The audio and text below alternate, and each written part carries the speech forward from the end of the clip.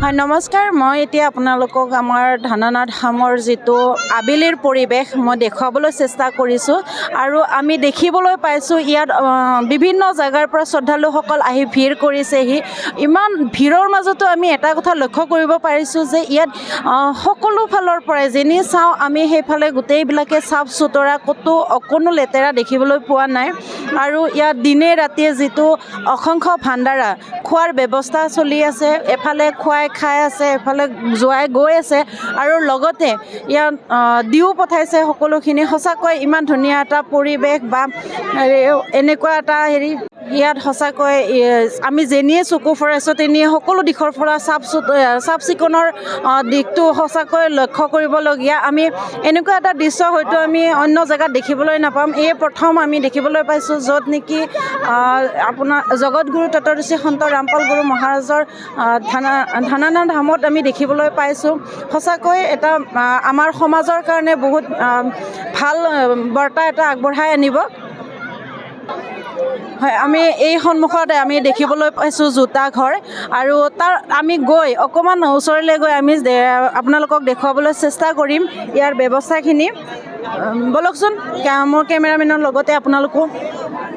হয়, আমি ইয়াত দেখিবলৈ পাইছোঁ ইমান ধুনীয়াকৈ পৰিপাটিকৈ মানে জোতা চেণ্ডেলবোৰ ৰাখিছে আৰু ইয়াত টোকনৰ ব্যৱস্থা কৰিছে, যিহেতু বহুত সমাগম ইয়াতে বহুত লোকৰ ভিৰ হয় আৰু জোতা চেণ্ডেলবোৰ ইমান ধুনীয়াকৈ পৰিপাটিকৈ ৰাখিছে যিহেতু ইয়াত কোনো জোতা চেণ্ডেল হেৰুৱাৰ ভয় নাথাকে।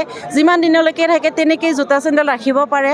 সঁচাকৈ এটা আমি বহুত ধুনীয়া দৃশ্য দেখিবলৈ পাইছোঁ, এনেকুৱা হয়তো আমি বেলেগ জেগাত দেখিবলৈ নাপাওঁ।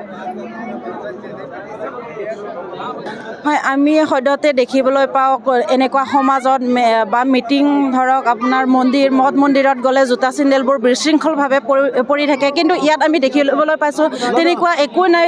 জোতা চেণ্ডেল ইয়াত তেনেকৈ বিশৃংখলভাৱে পৰি নাথাকে, বহুত ধুনীয়াকৈ ৰখাৰ ব্যৱস্থা কৰিছে। সঁচাকৈ আমি এটা ভাল লগা দৃশ্য। হয়, আমি ইয়াৰে সেৱাদাৰ এজনৰ পৰা ইয়াৰ ব্যৱস্থাৰ বিষয়ে অকণমান জানিব চেষ্টা কৰিম, আহকচোন। নমস্ते सर। अच्छा है। आपका नाम क्या है? सोनू दास। आप कहाँ से हैं? रोहतक से।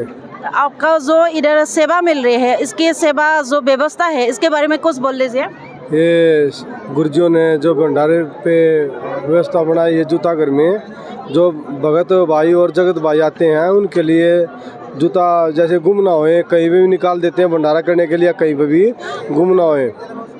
1 लाख 2 लाख 3 लाख 4 लाख 5 लाख कितने जगत भाई आओ, कोई दिक्कत नहीं है। ये टोकन बोरे बना रखे हैं हमने, जैसे 4-5 के एक बोरे में आ जाते हैं, टोकन दे देते हैं और फ्री व्यवस्था। टोकन देने के बाद उनको पता लग जाएगा, वो हमने जितने बजे घर जाएंगे ना वो टोकन दे दें और बोरा उनको दे देते, जूता चप्पल दे देते हैं हम। इसके जो सेवा चल रही है इसके लिए आप लोग कुछ फीस लेते हैं क्या? ना, कोई फीस नहीं था, निःशुल्क सब। धन्यवाद सर। सच्चा है।